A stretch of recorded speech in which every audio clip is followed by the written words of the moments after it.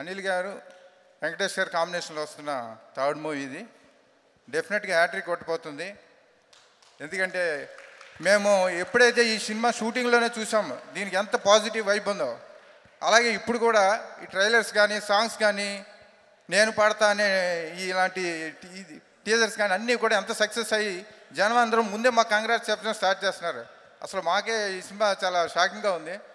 Plus Anil work గురించి చెప్పాలి ఎప్పుడు కూడా అనుకుంటాను, కానీ చూస్తే ఏంటంటే ఒక స్క్రిప్ట్ గురించి మేము ఎన్ని చేసినా తను ఫస్ట్ మాతో మాట్లాడింది ఒకటి ఉంటుంది, తర్వాత మళ్ళీ షూటింగ్ దగ్గరికి ఒకటి ఉంటుంది, తీసేటప్పుడు ఒకటి ఉంటుంది. అసలు వెళ్ళే కొద్దీ ఆ బెటర్మెంట్ అనేది మేమే అసలు ఎక్స్పెక్ట్ చేయము, చేసుకుంటే వెళ్తాడు. ఆ తర్వాత డబ్బింగ్ అవ్వచ్చు, ఎడిటింగ్ అవ్వచ్చు.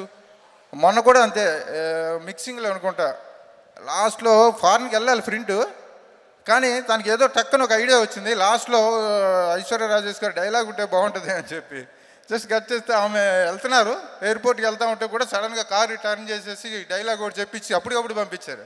అంటే సినిమా లాస్ట్కి వెళ్ళే వరకు కూడా తను ఎంత కమిట్మెంట్ ఉంటాడనేది మాకు చూస్తుంటాం తన ట్రావెలింగ్లో.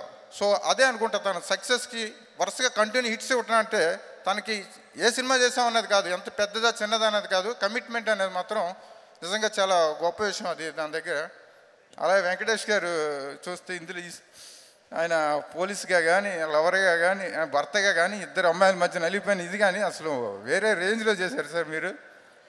క్లైమాక్స్లో మాస్ ఎలిమెంట్స్ కూడా ఈ సినిమాలో కూడా ఉన్నాయి, ఫ్యాన్స్కి చాలా బాగా యాక్ట్ చేశారు. అలాగే ఐశ్వర్య రాజేష్ గారు కానీ మీనాక్షి గారు కానీ.